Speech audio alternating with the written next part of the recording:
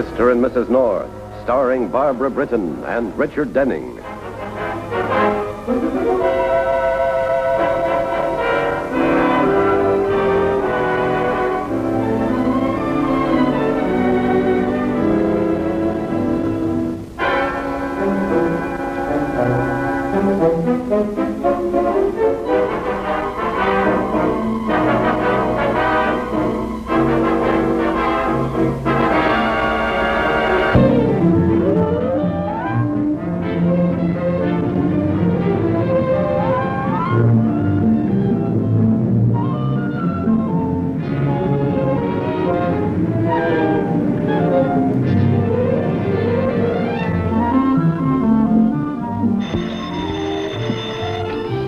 Hello? Hello, Jerry North? Speaking. Who is this? Say, do you know a guy, a mouthpiece by the name of Robert Tyler? Well, I should. I'm to be best man at his wedding. Who is this? Well, you might say that I'm kind of a friend of his myself. Look, I've got some information for him. What kind of information? Well, you could say it has something to do with his health. Look, let's not play games. What do you want and who are you? Look, North, this kind of a game you play for keeps. You want to know who I am? You come on down to the 12th Street Hotel, room 206. And bring that pal of yours, Tyler, with you.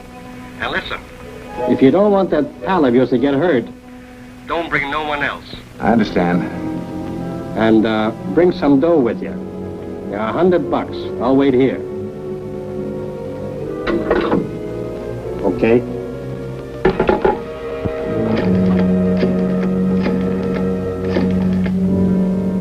Hello, Bob. It's Jerry. What's up, Jerry? You in trouble? No, but I'm afraid you are. I'll pick you up in front of your building in 15 minutes.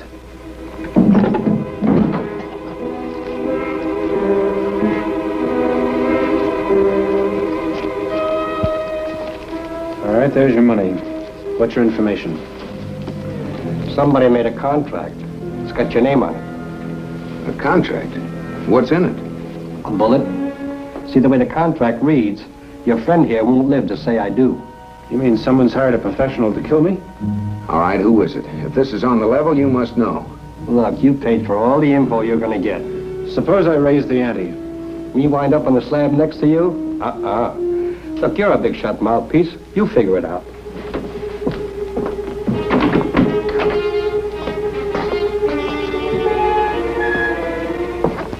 Beat it.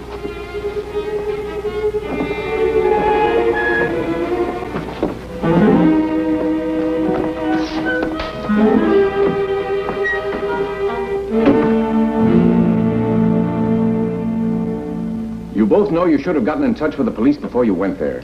But that's my fault, Lieutenant. Jerry wanted to call you, but I was hoping I might recognize the man.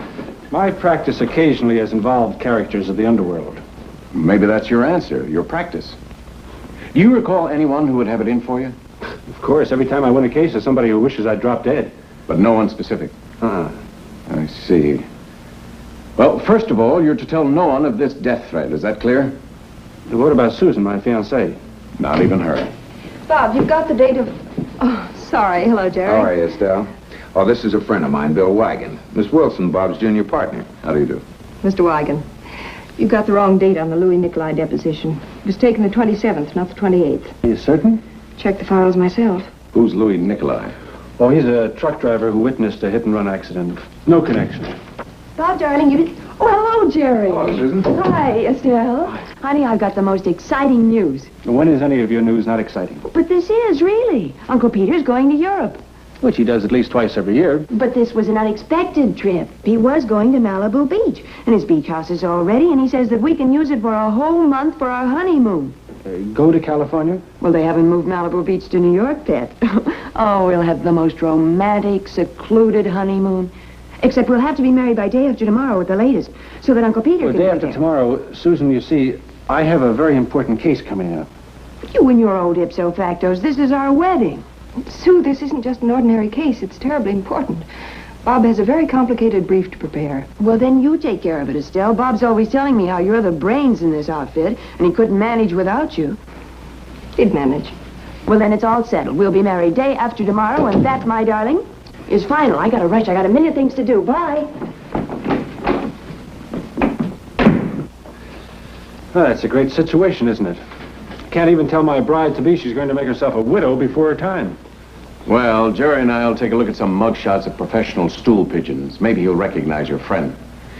In the meantime... I know. Keep a stiff upper lip. Mm-hmm.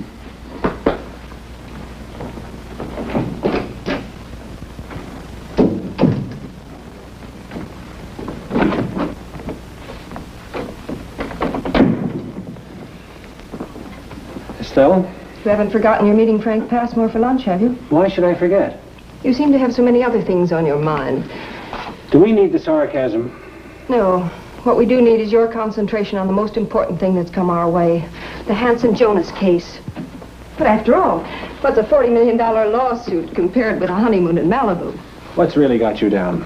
The lawsuit or the honeymoon? The lawsuit. I've got a luncheon date. Wait a minute.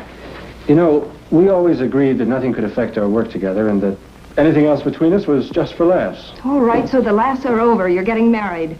Never mind the office or what we've got at stake, just so you can have your honeymoon. I'll see you after lunch.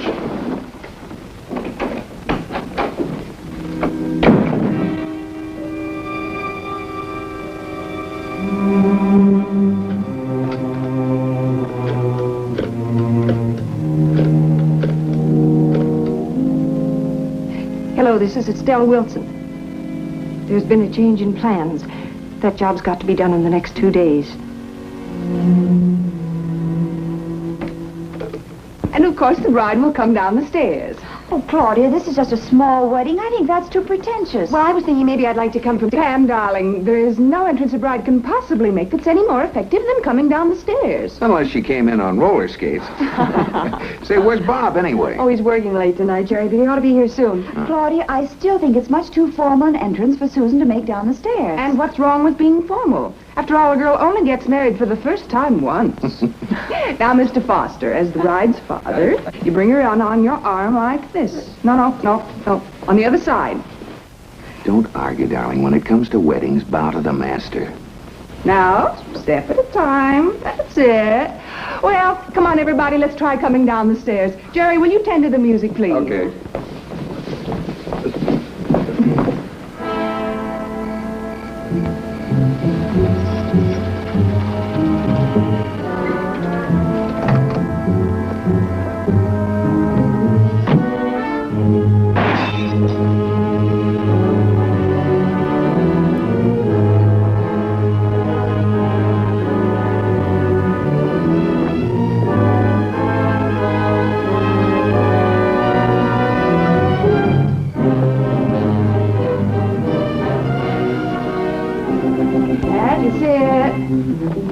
Walking tall. This is a happy day. That's right. Slower. Keep it slow now. That's it. Bob, darling, I thought you didn't know. You were right. We started rehearsing. Well, now we can start all over again. The bridegroom's here. Girls, everybody upstairs. Oh, get your position. We're going to start all over again. Go on, Bob. Better take your place in the living room. Wait a minute, Jerry. What's the matter? That's it. Someone took a shot at me outside. Hit my car. What? Don't mention it now. We'll take a look at it later on.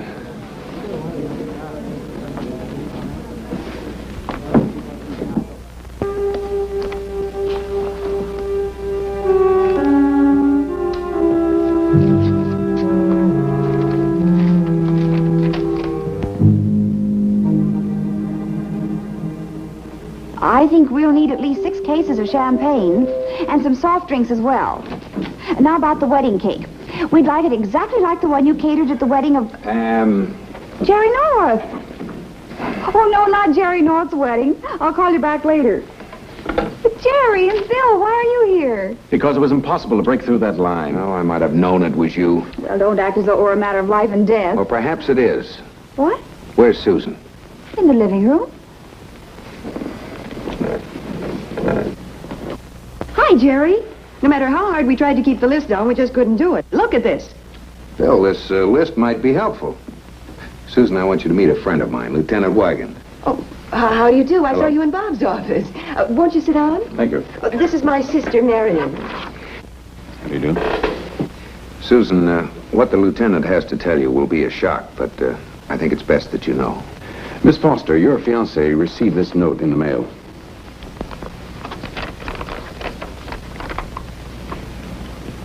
You'll never live to say I do. Who would possibly send Bob a death threat? That's what we want to find out. Now, Susan, is there anyone, a former boyfriend, anyone you know who might want... No. You're positive? After all, a pretty girl like you. No, there's never been anybody but Bob. Lieutenant, this must be a joke. Pretty grim joke, if you ask me. Lieutenant, don't you think it would be wise to postpone the wedding? Marion's right, of course. I couldn't have Bob standing there like a duck in a shooting gallery. Anything ever happened to him? That's up to you and Tyler. I'll give you all the protection I can, and I believe we can handle the party who sent that note. I will say, if you postpone now, we may never know who it is, until they pick another time to strike. All right, Lieutenant, I'll do anything you say. Anything Bob wants to do. Good. Tyler says call the bluff. Oh, may I? You're sure there's no boyfriend? I'm quite sure, Lieutenant. Come on, Jerry, let's get back to Bob's office. Want me to go with you? No.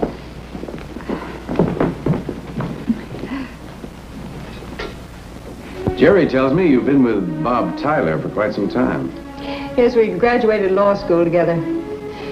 First, I doubled in brasses, secretary, junior member. Even a little light cooking in the office. Oh, but it was worth it. Bob's come a long way. Now, the way I heard it, much of the credit goes to you. Oh, no. Nothing could have stopped him. He's brilliant. He has that deep perception that comes along only once in generations of lawyers. People trust him. He's understanding. He'll make a great district attorney someday. We'll wait in Bob's office. Yes. Yes, this is she. Well, one thing's sure. She'd know who to go to if she wanted to hire a killer. Yeah, and she's in love with Bob Tyler. Oh, she only has to mention his name and she gets a gleam in her eye like a frozen daiquiri. See here, Wigan. I wanted to tell Susan about this trouble myself. When I phoned during court recess, she was frantic. I'm sorry, but I had to question her. I got a report on the typewriter the note was written on. It's a very old model and in bad condition. In a city of millions of old typewriters, that doesn't give you very much. Well, I didn't expect it to be easy. Now, regarding the shot that hit your car last night, it was probably an intentional miss. At least that's the way I read it. A warning, just like the note, not to go through with the wedding. Now, this is fantastic. Who'd rather kill me than see me married?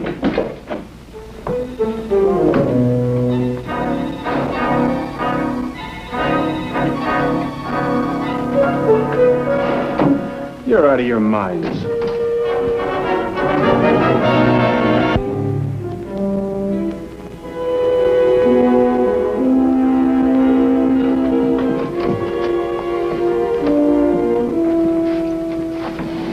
Be sure not to disturb anything. Well, if Estelle Wilson did type that note, she'd be too smart to keep the typewriter here at her own apartment. Well, we'll have a look around just the same. I must say, Miss Wilson's the neatest bachelor girl I've ever seen.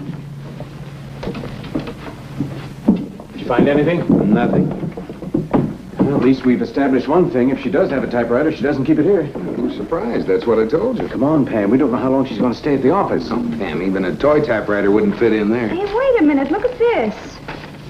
The drawer's practically full of stuff about Bob. Oh, a high school graduation picture. Robert Tyler wins his first case in court. He's kept a record of his whole life. How crazy about a man can you be? He must have some kind of an obsession about And a person with an obsession's liable to do anything. Bill, don't you think Bob should delay the wedding? Don't worry. I'll have men covering every angle at that wedding. I can just see the groom in white tie and bulletproof vest.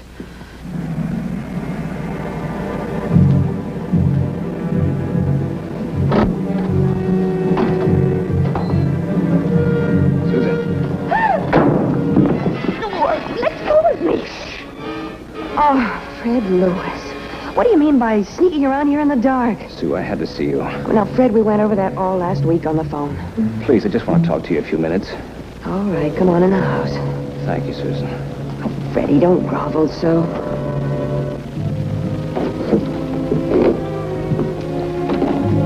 You'll have to be quiet, Freddie. If Father knew that you were here... Susan, I spent enough time here last summer without your father objecting. Oh, I wasn't engaged then. You were to me.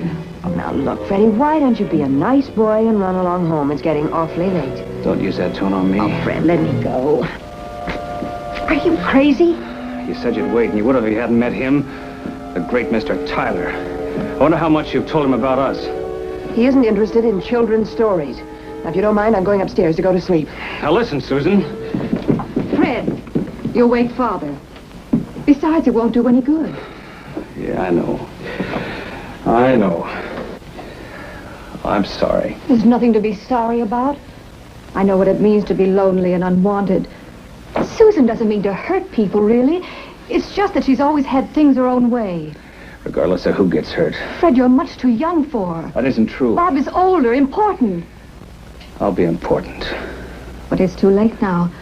There's nothing you can do to stop them. Is there, Fred?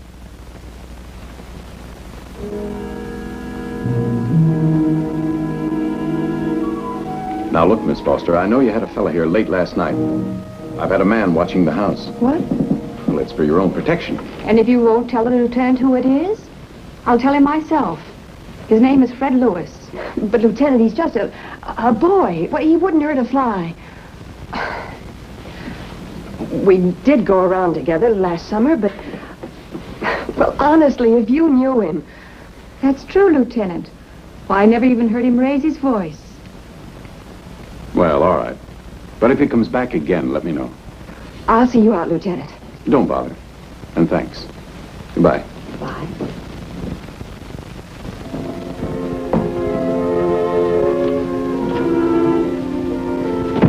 Marion, thanks for covering up. About Freddie, I mean, why, if the lieutenant had heard him... Susan, call off the wedding. Marion. I mean it. If you don't, something terrible will happen, I know it.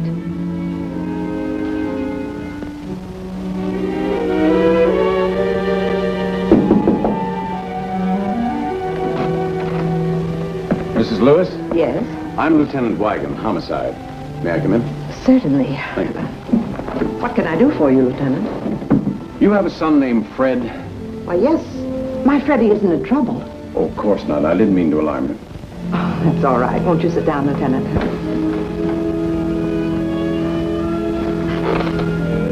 Mrs. Lewis, I believe your son knows Susan Foster. My Freddie saw something of her last summer when I was abroad. I can't say that I'm sorry that nothing came of it. In my opinion, Susan Foster is typical of the spoiled young girls of today. Flighty, irresponsible... All right, Mother. That's enough. Really? I'm sorry, Mother, but there's no reason for you to be cutting up Susan. Oh, this is Lieutenant Wygant. Lieutenant Wagon? What's this about? I'm merely making a routine check of all contact with the Foster household. Did you call on Susan Foster last night? Well, did you? Of course he didn't. He hasn't been near her since she announced her engagement. Have you, Freddie? Well, as a matter of fact, I was there last night. I see. You said you were playing bridge. Really, Fred, I don't know what to think of this. How long have you known her? Well, I don't know, 6, 8 months? Lieutenant, I think I have a right to know why I'm being questioned. I'm just checking on all contacts of Susan Foster. Would you say your friendship with her was merely casual? Yes? Do you have a typewriter? Well, just that old one he used at school. May I see it? I junked it. I see. Why'd you call him, Miss Foster? I was driving by and I saw the lights lit. Just dropped in. Mm-hmm. Well, I guess that's all for now. Thank you. Bye. Goodbye, Lieutenant.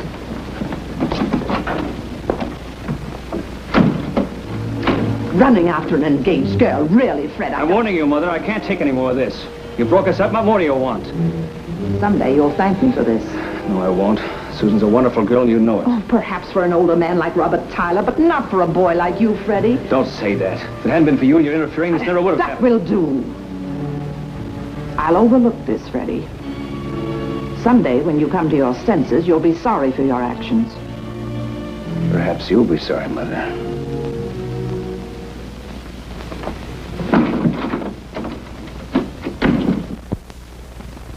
Well, Susan, you look just beautiful. Well, everyone's here. Oh, all right. Where's my bouquet? Here. Be sure and toss them to me. I'll try. Well, bridesmaids, now you know exactly where to stand. Yes, Aunt Claudia, they know. Susan, you've something old. Yes, my mother's pearls. And the blue garter for something blue. Yes, come on. Something borrowed? Oh, no. Well, it doesn't matter. Oh, yes, anything. A handkerchief will do. Oh, Pam, will you get one from Marion's room, please? Oh, now, Susan, dear, you just wait here for your father to come and get you. And don't be nervous.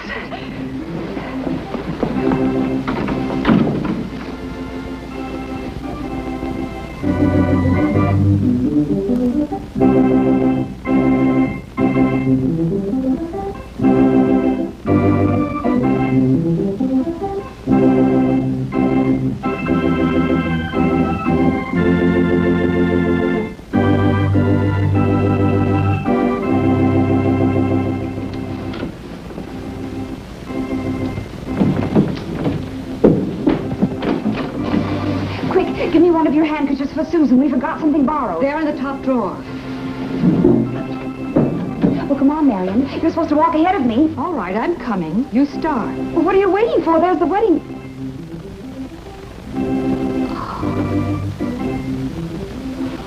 Close the door, Pam, and come back. You, Marion? You're the one? Yes, me. Little Sister Marion. But why do you want to kill Bob? To get even. Always Susan was the pretty one, the clever one, had everything she wanted. Now I've found something I can take away from her. But you'll never get away with it. They'll come looking for us in a minute. We'll be there. One gesture, one look, and I'll kill you too. I can't believe this. Marion, that you'd kill them. I gave them a chance. I hired that man to scare them. But they wouldn't listen.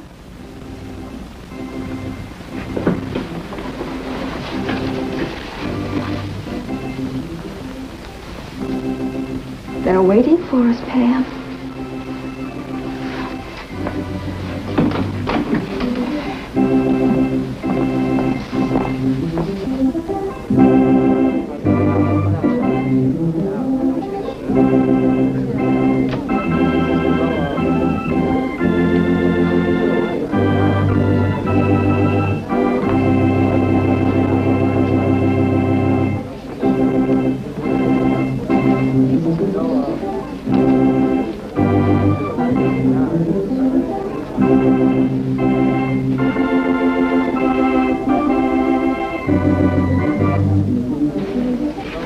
To me. This isn't the way. Now she'll be married. She'll be out of your way. She can never compete with you again. You can have anything you want. Any man you want. Why are Marion and Pam walking together? I told them to follow each other. Look at them.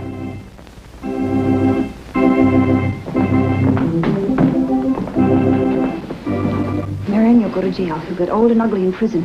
Stop it. She'll like that. And she'll have everything. Your inheritance and trips to Europe, and you'll be old and ugly in jail in a cell like an animal. No!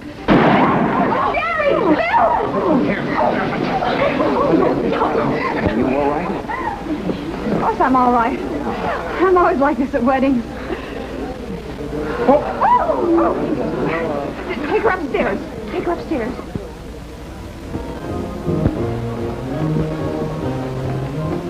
Jerry, what do you suppose they'll do about Marion? No, I think she'll be all right in time with a little care and understanding. Did you see the gift that Estelle gave Bob and Susan, that album she had made up of the news clippings about Bob's career? Quite a production. I don't know how she ever got it in those fancy leather bindings in time. She told me she really had to ride herd on the little man that made it up for her. Especially when they moved up the wedding date.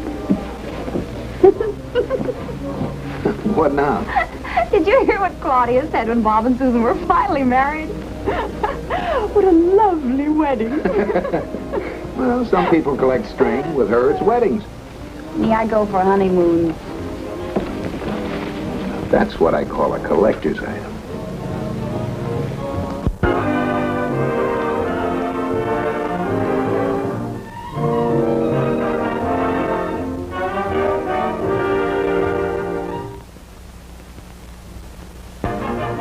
Mr. and Mrs. North is directed by Paul Landers. Produced by John W. Loveton. A John W. Loveton production. Starring Barbara Britton and Richard Denning. Featuring Francis DeSales.